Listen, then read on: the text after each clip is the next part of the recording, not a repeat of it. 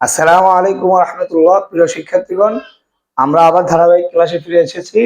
আমরা মাবনির প্রকারগুলো নিয়ে আলোচনা করছিলাম। তো আমরা আজকে আলোচনা করব মাবনির 3 নম্বর প্রকার নিয়ে, আল মাবনিউল মুশাবিহ। তো আমরা প্রথমে জেনে নেব আল মাবনিউল মুশাবিহ কাকে বলে। আল মাবনিউল মুশাবিহ বলে যে যেই মাবনিটা মাবনি আসলির সাথে সাদৃশ্য রাখে, মানে ওর কাজ মাবনে আসলির মতোই। কেন? আমরা মাবনে আসলির মধ্যে 3 প্রকার পড়েছি, যে মাবনে আসলির সিগাগুলো সত্তাগত ভাবেই হলো মাবনি, কোনো আমেল এসে তার শুরুতে পরিবর্তন আনে না। ঠিক তেমনি ভাবে আল মাবনিউল মুশাবিহুর 8টা প্রকার আছে। তো 8 প্রকারের প্রত্যেকটা ইসিম মাবনে আসলির সাথে সাদৃশ্য রাখে এবং কোনো আমেলের কারণে পরিবর্তন হয় না। তো প্রিয় শিক্ষার্থীগণ, আমরা জেনে নেব যে আল মাবনিউল মুশাবিহ 8 প্রকার। তো সে 8 প্রকারের প্রথম প্রকার হলো আল মুজমারাত, মানে জমির সমূহ। তো 8 প্রকার তো আর এক ভিডিওতে আলোচনা করা সম্ভব নয়। তো আমরা আজকে আল মুজমারাত, জমির নিয়ে আলোচনা করব। তো প্রিয় শিক্ষার্থীগণ, এই ভিডিওটা ভালো করে দেখলে জমির নিয়ে আপনাদের মনে আর কোনো সংশয় থাকবে না ইনশাআল্লাহ। তো আমরা প্রথমে জেনে নেব আল মুজমারাত তথা জমির 5 প্রকার। হ্যাঁ, তো প্রথমে জমির সংজ্ঞাটা জেনে নিই, মুজমারাত কাকে বলে। তো প্রিয় শিক্ষার্থীগণ, আমি এর আগে একটা ক্লাসে দেখিয়েছিলাম, জমির বলা হয় নামের পরিবর্তে যে ইসিম ব্যবহার হয় তাকে জমির বলে। যেমন রাশেদ বাজারে যাচ্ছে, তাহলে রাশেদের জায়গায় আমি যদি বলি সে বাজারে যাচ্ছে, তাহলে নামের পরিবর্তে সে আসলো, তুমি আসলা, আমি আসলাম, এইটা হলো বলে আরবিতে জমির, বাংলায় বলে সর্বনাম। তো প্রিয় শিক্ষার্থীগণ, জমির আবার 5 প্রকার।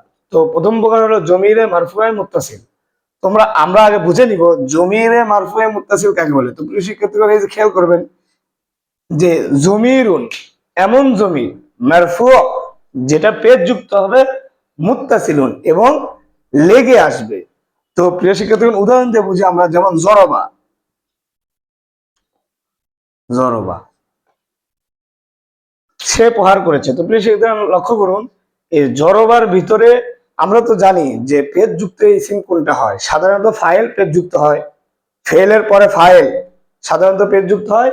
তো এখানে জরবার মধ্যে যে হুয়া জমিরটা আছে, একটা জমির উজ্জ আছে, এই জমিরকে জমিরে মুত্তাসিল কেন বলতেছে, এই জমিরটা জরবার সাথে লেগে আছে এবং সে পেশ তথা ফাইলের হালতে এসেছে, এই জন্য এটা কি জমিরে মারফুয়ে মুত্তাসিল বলা হয়। তো প্রিয় শিক্ষার্থীরা, আশা করি বুঝতে পেরেছেন।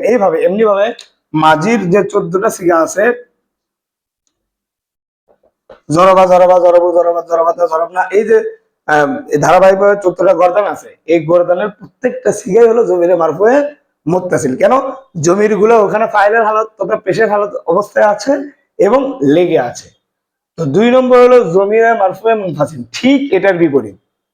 মানে এমন জমির যেটা পেজ যুক্ত হবে কিন্তু মুনফাসিল, সেটা আলাদা আসবে, ওই উপরেরটার মতো লেগে আসবে না। তো কিভাবে?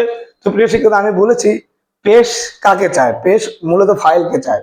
তাহলে এখানে পেজ যুক্ত ইসিম মানে ফাইল, তাহলে এমন জমির যেটা পেজ যুক্ত ইসিম অথবা ফাইল হবে কিংবা ফাইল হবে এবং সেটা আলাদা আসবে। কিভাবে? যেমন জরবা হুয়া, যেমন জরবা হুয়া। তো প্রিয় শিক্ষার্থীগণ, দেখেন এই যে জরবার পরে হুয়া শব্দটা আসলো, সে মেরেছে, তো এইখানে হুয়াটা কিন্তু ফাইল তথা পেশের হালতে এসেছে, যে যেমনটা আমরা সত্যপতি করেছি, এমন যুগের যেটা কি হবে, পেজ যুক্ত হবে। তাহলে পেজ যুক্ত মানে সেটা ফাইলের হালতে থাকবে, তাহলে এটা পেজ যুক্ত মানে ফাইলের হালতে আছে, কিন্তু এই জমিটা এই শব্দের থেকে পৃথক রয়েছে। প্রিয় শিক্ষার্থীগণ, দেখেন এই শব্দের থেকে পৃথক রয়েছে। তো আমরা আশা করি উদাহরণ থেকে বুঝতে পেরেছি যে জমিরে মারফুয়ে মুনফাসিল কাকে বলে। এমনি ভাবে জরবা হুয়া, জরবা হুমা, জরবু হুম, এরকম যে হুয়া হুমা হুম, আংটাং তুমাং তুমাং ট্যাং তুমাং তুমনা, 14টা যে জমির আছে, এই প্রত্যেকটা যখন এরকম ফেলের সাথে আলাদা ভাবে আসবে পেশের হালতে বা ফাইলের হালতে, তখন সেটা জমিরে মারফুয়ে মুনফাসিল হবে। তো 3 নম্বর, প্রিয় শিক্ষার্থীগণ, জমিরে মানসুবে মুত্তাসিল। তাহলে বুঝি জমিরে মানসুবে মুত্তাসিল কাকে বলে। জমির এমন জমির মানসুব যেটা নসব যুক্ত মানে জবর যুক্ত হবে এবং মুত্তাসিল লেগে আসবে। তো প্রিয় শিক্ষার্থীগণ, আমরা জানি জবর যুক্ত ইসিম সাধারণত মাফুল হয়, তার মানে ওই ইসিমটা মাফুলের হালতে থাকবে, জবর যুক্ত হবে মানে মাফুল হালতে থাকবে এবং লেগেও আসবে। যেমন উদাহরণ দিয়ে আমরা বুঝি, জর বাণী, জড়বাণী। প্রিয় শিক্ষার্থীগণ একটু লক্ষ্য করুন, এই যে জড়বাণী সে আমাকে প্রহার করেছে, তো জড়বা ফেল, এর ভিতরে হুয়া জমির ফাইল। ওই যে আমরা বলেছিলাম যে মাঝির 14টা সিগায় যে জমিটা মারফুয়ের মধ্যে ছিল লুকিয়ে আসে, ভিতরে থাকে, লেগে থাকে। তো হুয়া জমির ফাইল, নি কিন্তু মাফুল। তার মানে নিটা যেহেতু মাফুল হয়েছে, মাফুল নসব তথা জবরের হালতে থাকে, আমরা সূত্র পেয়ে গেছি। তাহলে এমন জমির যেটা জবর যুক্ত হবে এবং লেগে আসবে। তো প্রিয় শিক্ষার্থী থেকে বোঝা যাচ্ছে যে জড়বাণী শব্দের সাথে এই মাফুল তথা এই যে নসব জবরযুক্ত ইসিমটা লেগে আসছে। তাহলে এটাকে আমরা বলবো জমিরে মানসুবে মুত্তাসিল। তো আশা করি কেন এটা জমিরে মানসুবে মুত্তাসিল হয়েছে আপনাদের কাছে স্পষ্ট হয়েছে। তো প্রিয় শিক্ষার্থীগণ, এরপরে 4 নম্বর হলো জমিরে মানসুবে মুনফাসিল। তো শিক্ষার্থীগণ, এইটারই ঠিক একটু বিপরীত। এমন জমির মানসুব জবরযুক্ত হবে, অর্থাৎ মাফুলা হালতে থাকবে, মুনফাসিল কিন্তু সেটা আলাদা আসবে। ওই উপরে যেমন লেগে আসছে এরকম না, সে আলাদা আসবে। যেমন ইয়াকা,